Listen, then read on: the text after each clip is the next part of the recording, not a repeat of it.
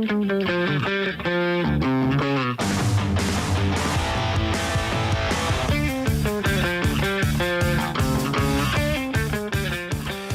이 추위를 막으면서 또 이 추위를 뚫으면서 오늘도 여러분께 따끈따끈한 뉴스를 전달해 주기 위해서 온 오늘의 커버 스토리 박상현 아나운서 스튜디오에 나와 있습니다. 어서 오십시오. 네, 안녕하세요. 박상현입니다. 네, 오늘 역시 추위를 막기 위한 따뜻해 보이는 옷을 입고 왔습니다. 네. 유튜브 보이는 라디오에 들어오시면 박상현 아나운서의 방안을 확인할 수 있습니다. 매우 따뜻하게 하고 왔어요. 겨울이면 꼭 착용하거나 애용하는 방한 용품 있나요?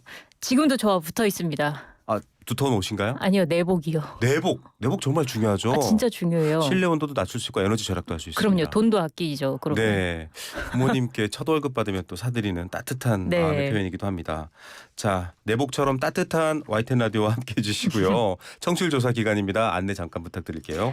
서울 지역번호 02-2000번대로 시작하는 전화 오면요, 여러분들 꼭 받아 주십시오. 사실 뭐 스팸, 광고 전화다 해서 안 받는 분들도 꽤 계실 것 같은데 그렇죠. 지금 오는 전화 중에는 청취율 조사 전화일 확률도 높으니까요. 꼭 네. 받아주시기 바랍니다. 어떤 라디오 즐겨 듣냐 하면 YTN 라디오의 뉴스 파이팅 잘 듣고 있습니다. 힘차게 외쳐주시면 정말 감사하겠습니다. 네. 샵 0945번으로 응원 문자도 보내주시면 저희가 네. 추첨을 통해서 커피 쿠폰 보내드리겠습니다. 네, 50원의 유료 문자고요. 네. 자, 내복처럼 따뜻한 마음 저희들에게 전해주시길 부탁드리겠습니다. 네. 자, 정치권에도 내복이 필요할 것 같습니다. 꽁꽁 얼어붙었어요. 정치권 얘기 좀 해보겠습니다. 야권에서는 윤석열 대통령 관저에 없는 거 아니냐?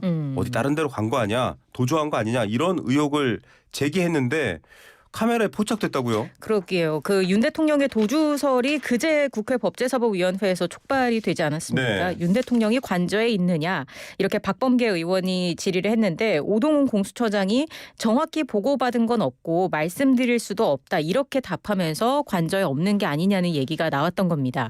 어제 오마이TV가 유튜브를 통해서 공개한 영상이 있었는데요. 네. 한남동 관저에서 윤 대통령으로 추정되는 인물이 포착이 된 겁니다. 예. 수행원 규모나 걸음걸이 등을 봤을 때 윤 대통령과 흡사하다는 분석이 나왔습니다. 보도가 되면서 저도 보도화면에서 봤는데 네네. 사실 화질상으로는 얼굴은 알아볼 수가 없긴 그렇죠. 해요. 어떤 모습들이었나요? 어제 낮 12시 53분쯤에 경호관으로 추정되는 남성들과 관저 주변 좀 둘러보는 모습이 담겨 있었습니다.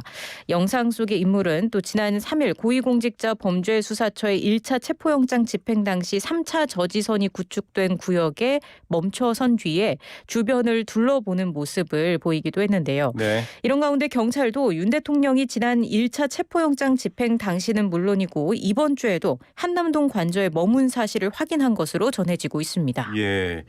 자, 나 여기 있어라고 보여준 걸까요? 아니면 또 뭐 관련한 비슷한 인물로 오해한 걸까요? 어쨌든 여길 찍어서 이 장면을 찍어서 내보낸 해당 언론사 거기에 대해서 대통령실이 좀 입장을 냈죠. 그렇습니다. 강한 유감을 표명을 했습니다. 해당 언론사를 그 군사기지 및 군사시설 보호법 위반으로 고발 조치했다고 밝히면서 유감을 표명했고요. 대통령실은 피고발인은 허가를 받지 않고 무단으로 관저 일대를 촬영해 보도했다면서 관저 일대는 현직 대통령이자 국가 원수가 거주하는 군사시설 보호구역으로서 국가의 안보와 직결되는 보안시설이며 무단으로 촬영 시 관련 법령에 의거해 처벌될 수 있다고 밝혔습니다. 예. 예전에 청와대 뒤편에 트레킹할 수 있는 코스 중에도 그런 코스가 있었습니다. 이 경비 인원들이 서 있다가 핸드폰 카메라에서 들면 찍으시면 안 돼요. 네네. 네, 그런 거인 것 같습니다. 예. 자, 이런 가운데 윤 대통령 측이 공수처가 서울중앙지법에 구속영장을 청구하는 등의 경우에는 절차에 응하겠다. 태도가 굉장히 크게 바뀐 건가요? 그렇습니다. 윤 대통령 측 윤갑근 변호사 등 변호인단이 공수처가 서울 서부지법 대신에 중앙지법에 체포영장이 아닌 구속영장을 청구해 발부받을 경우 법원의 영장실질심사에 출석하겠다고 밝힌 겁니다. 네. 그러면서 증거가 확보됐다면 기소를 해야 하고 꼭 조사를 해야 한다면 구속영장을 중앙지법에 청구하라는 뜻이라고 설명을 한 건데요. 예. 그간 공수처의 내란죄 수사가 위법하다고 주장해온 윤 대통령 측이 공수처가 청구한 구속영장에는 응하겠다고 밝히면서 말씀해 주신 것처럼 태도 변화를 보인 셈입니다. 예. 윤 변호사 등은 공수처와 면담이 불발되면서 그냥 돌아오긴 했지만 그동안 공수처의 변호인 선임계를 내지 않고 접촉도 하지 않았던 데서도 태도를 바꿔 선임계를 내는 쪽으로 선회한 모습을 보였습니다. 공수처는 수사 권한이 없다. 그리고 서부지법에서 발부한 영장도 불법이다. 이런 입장이었는데 왜 바꾼 건가요? 이게 국민이 강추위에 고생하고 공무원들도 마음의 갈등이 심한 점을 고려한 거라면서 윤곽근 변호사는 선의로 생각해달라 이렇게 설명을 했습니다. 선의, 우리는 좀 선의의 마음으로 얘기한 거다이네요. 네. 사실 서부지법에서 발부된 2차 체포영장도 판사가 다른 판사거든요. 그런 상황인데 이거에서는 공수처가 좀 수사를 그러면 다시 얘기를 해봐야 되나라고 좀 이렇게 시간이 더 늘어지는 상황을 네. 의도하는 것 아니냐, 혹은 체포영장을 강제 집행하지는 못하게 하려는 의도 아니냐, 이렇게 해석한다고요. 그런 분석이 있습니다. 이미 서부지법에서 체포영장이 발부돼서 집행만 하면 되는 공수처에 관할 법원을 바꿔서 구속영장을 다시 청구하라고 요구함으로써 네. 윤 대통령에 대한 신병 확보를 최대한 지연시키려는 게 아니냐 이런 해석이 나오고 있는 거고요. 윤 대통령 측이 중앙지법에는 출석하겠다고 밝혔는데도 불구하고 공수처가 서부지법에서 발부받은 체포영장 집행을 강행했다가 네. 만약에 물리적인 충돌이 좀 심하게 발생하거나 집행에 성공하지 못했을 경우에 무리한 집행에 나섰다는 비판으로 역풍을 맞을 수 있기 때문에 네. 공수처로서는 더욱 신중해질 수밖에 없다는 겁니다. 예. 윤 대통령 측은 중앙지법이 내란죄에 대한 공수처의 수사권을 인정하지 않아서 구속영장 청구를 기각할 가능성도 염두에 두는 것으로 보입니다. 예, 서로 뭐 비슷한 전략처럼도 보이고요. 이 정확한 내용은 사실 법적으로는 어려운 부분이어서 앞으로 좀 저희가 전문가 인터뷰를 통해서 보강하겠습니다. 네. 관저 주변을 요새화하고 있다, 어제 소식 전해드렸어요. 막 철조망부터 시작해서 네. 차벽까지. 그런데 공수처 등과 공조수사본부를 꾸린 경찰의 고심, 이거 어떻게 뚫고 들어가서 법 집행을 하지, 이런 고심이 있는 것 같아요. 그렇습니다. 1차적으로는 그 시점에 대한 고심도 있을 것 같아요. 쉽게 말해서 바로 체포 작전에 들어갈지 아니면 좀 시간을 두고 작전 계획을 세울지를 고민하는 것으로 보입니다. 네. 즉시 체포에 나서야 한다라는 의견을 내는 쪽에서는 시간을 오래 끌수록 대통령 경호처 등 상대 준비도 더 공고해질 가능성을 우려하고 있는 거고요. 반면에 시간을 들여서 정교한 작전 계획을 세워야 한다는 주장을 내세우는 쪽에서는 또다시 체포가 불발될 경우에 수사 동력이 크게 꺾이는 만큼 사실상 마지막 시도를 보고 신병을 어떻게든 확보를 해야 한다는 주장입니다. 이번에는 영장 유효 기간이 7일보다는 더 늘려졌다라고 관측되어 있습니다. 그렇습니다. 정확한 영장 기간은 안 알려져 있고요. 네. 자, 이러면 경호처가 지금 맡고 있기 때문에 수뇌부를 좀 무력화한다, 뭐 경호처장이나 이런 분들에 대한 체포영장이나 수사 이런 것들을 진행하고 윤 대통령에 대한 체포영장을 집행한다, 이렇게 얘기하는 거겠죠? 네, 그런 카드도 하나로 거론이 되고 있는 겁니다.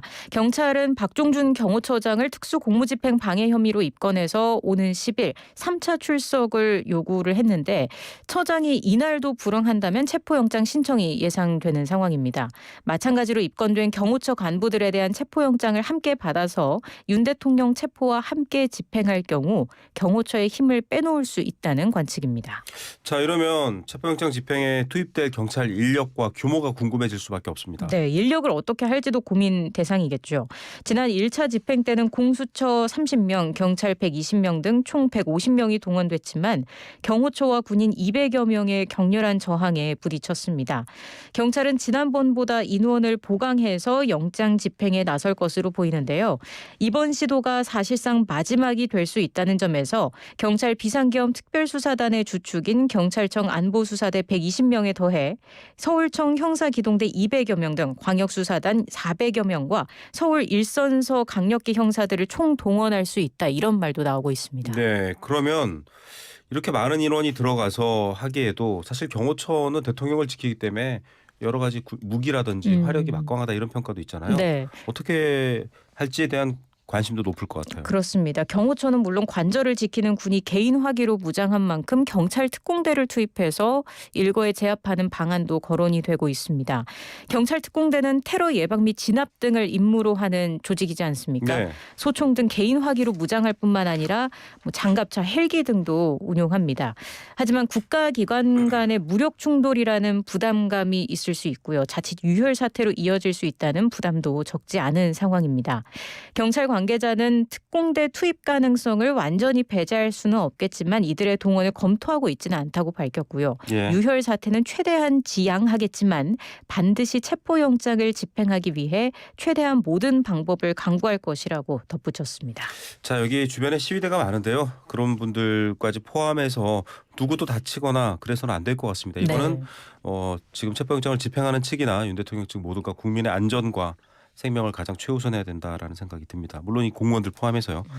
자, 어제 쌍특검법 재표결이 있었는데 뭐 아슬아슬하게 부결됐다라는 입장도 있고요. 네. 좀 여당 내에서 곤혹스러워한다 이런 표현도 있는 것 같은데요. 그 표결 결과를 말씀드리자면 내란 특검법은 찬성 198표, 반대 101표, 기권 1표가 나왔고요. 네. 김여사 특검법은 찬성 196표, 반대 103표, 무효 1표가 나왔습니다. 예. 가결 정족수가 200표인데 그런 점을 고려한다면은 각각 2표와 4표 차로 부결 폐기된 셈입니다. 일단은 부결 당론이 국민의힘 당론인데 그렇죠. 이탈표가 나온 거예요. 나왔죠. 범야권 192명이 전원이 찬성을 던졌다고 가정을 한다면 네. 국민의힘에서 내란 특검법 이탈표가 6표 나온 거고요. 예. 김여사 특검법 같은 경우에는 4표의 이탈표가 나온 것으로 추정이 됩니다. 네. 지난달 12일 본회의 표결 당시와 비교를 하면은 내란 특검법은 1표가 이탈표가 는 거고요. 예. 김여사 특검법 이탈표 규모는 변동이 없었습니다.